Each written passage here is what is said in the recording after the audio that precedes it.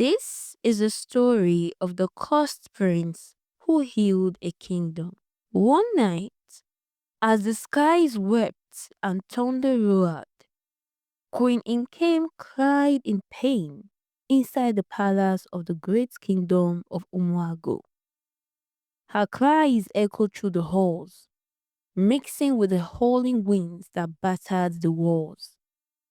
Villagers huddled in their huts, whispering that such a storm could only mean the gods were angry. "It must be a bad sign," one servant murmured as they hurried to fetch water. Inside the bathing chamber, midwives worked frantically. Hours passed, and when the baby finally arrived with a sharp, healthy cry, the room felt silent. The child's eyes, bright, glowing like the clear blue of a lake under the sun, stunned everyone. "Ah!" one of the midwives gasped. "Blue eyes?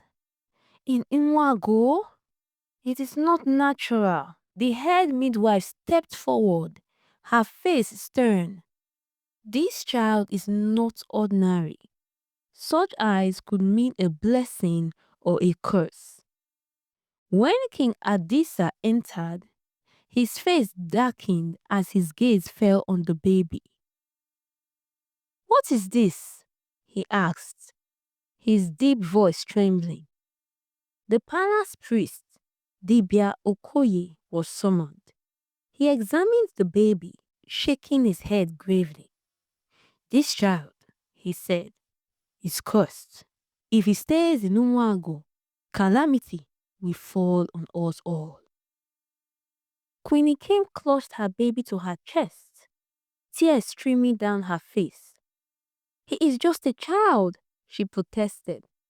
But King Adisa sighed heavily. "If the gods demand it, we must obey. The boy must be taken to the forbidden forest before the next sunrise." That night, two warriors carried the infant into the dark, eerie Nkume forest, a place feared by all. They left him on a soft bed of leaves beneath an ancient iroko tree. As they turned to leave, one whispered, "May the gods forgive us." At dawn, an old healer named Baba Ifeanyi ventured into Nkume forest, searching for rare herbs. He heard a faint cry and followed the sound. When he saw the baby, he froze. "Blue eyes," Baba Ifeanyi muttered, stroking his white beard. "The stories are true." The baby reached out to him, clutching his robe with tiny fingers. The healer sighed. "Ah, little one, they wanted you to die here, but it seems the gods have other plans." He wrapped the baby in his cloth and carried him to his small hut on the edge of the forest. Baba Ifeanyi named the boy Kelechi, meaning "thank God." Kelechi grew up strong and kind. He learned the art of healing from Baba Ifeanyi, quickly surpassing the old man in skill. But his glowing blue eyes always set him apart. "Why are my eyes different?" Kelechi asked one day. Baba Ifeanyi looked at him thoughtfully. "Your eyes are not a curse, my son.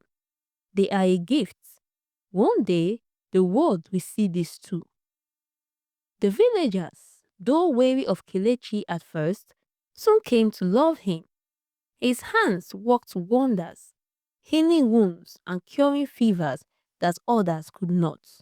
When word of his abilities spread, people traveled from faraway lands to seek his help.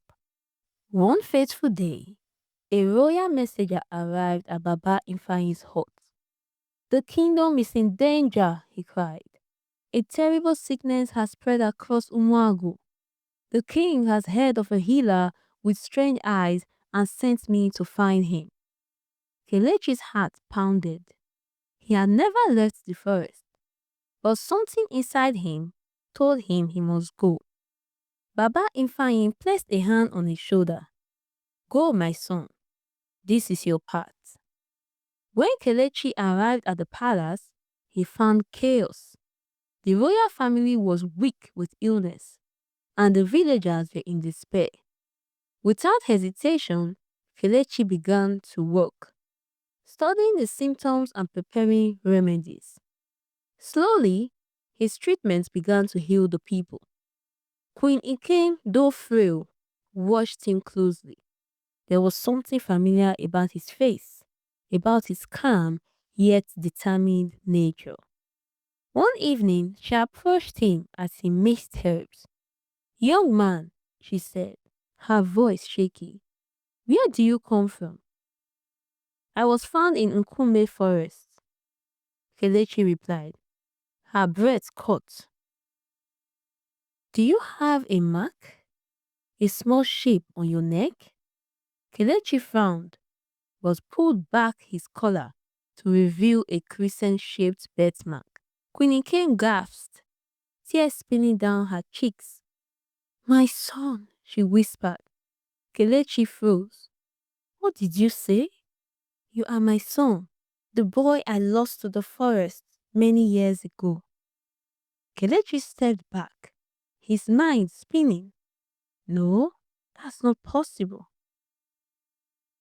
Queen Ikem fell to her knees. "We were told that you were cursed, that you would destroy the kingdom. But you are not a curse. You are our salvation." The truth soon came out. Dibia Okoye was brought before the court and under questioning confessed. "I lied," he admitted.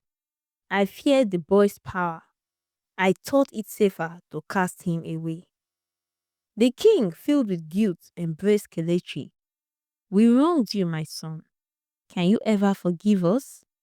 Kelechi's heart was heavy, but he nodded. "I will not hold on to anger. Instead, I will heal this kingdom." Kelechi stayed in Umuagu, using his gifts to transform the kingdom. He built healing centers in every village and trained others in the art of medicine. The people who once feared him now celebrated him as their savior. Under his guidance, Umuagu thrived.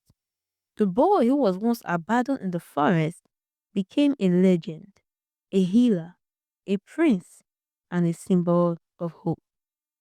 Thank you for watching this story to the end. Do well to like this video and subscribe to this channel for more. Bye and see you in the next story.